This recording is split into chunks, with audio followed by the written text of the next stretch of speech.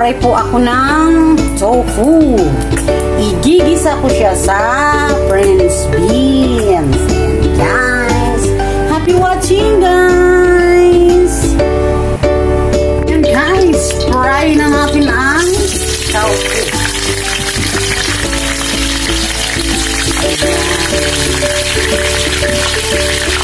Yung beans guys,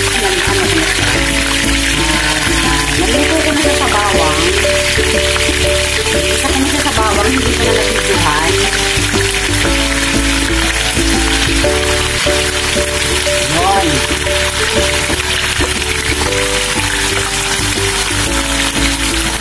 Arrange lang natin. Favorite ko ito guys. Favorite ko ang tofu.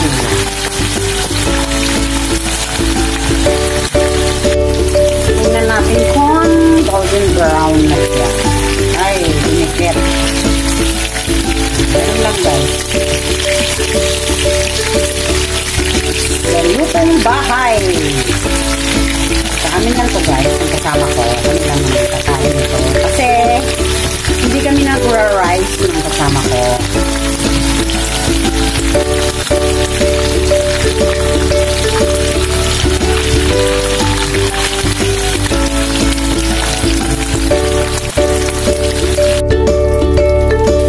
So, ayan guys. Tagalin na natin.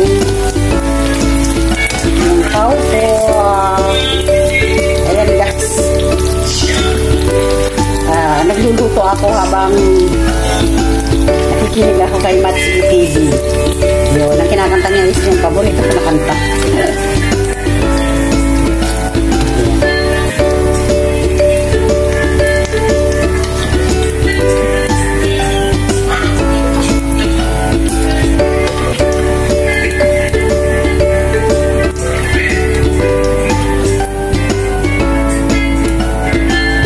So, ayan na guys.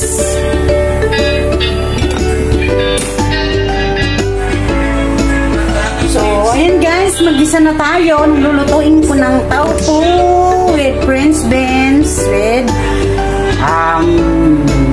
oyster sauce. So, ayan guys. Yung pinagprituhan ko, tinanggal ko yung ibang lana kasi marami siya. Ayan. Isa na tayo guys. Isa. Madali lang to guys. Ayan.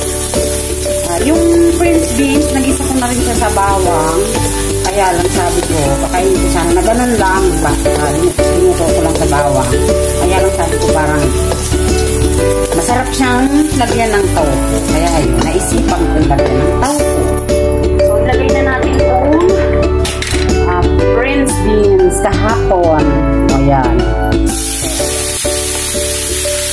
Ito ko na yung kahapon. Kaya lang sabi ko, ito ko may tofu. Isa ko ulit. Ayan, maraming bawang na guys. Diba? At syempre, ilalagay na natin itong trinay ko na tofu. Diba? Quick and easy to cook, guys. Siyempre, lagyan natin ng oyster sauce. Oyster sauce.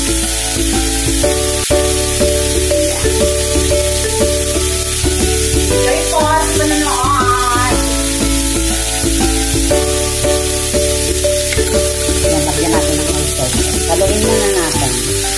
Yan, ulam na. Pwedeng ulam, pwedeng hindi na. Kasi hindi kami nagra-rice guys.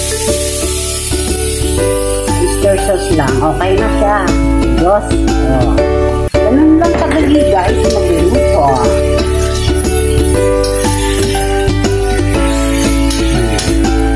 Siyempre, tikman nyo guys. Alam nga naman. Gusto ko nga sanang lagyan ng hanghang. Kaya lang bang lalong mapapasarap ang kanin pag may sili or mahanghang.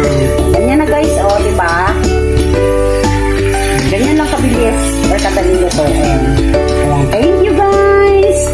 This is Irene Cirilo channel na nagsasabing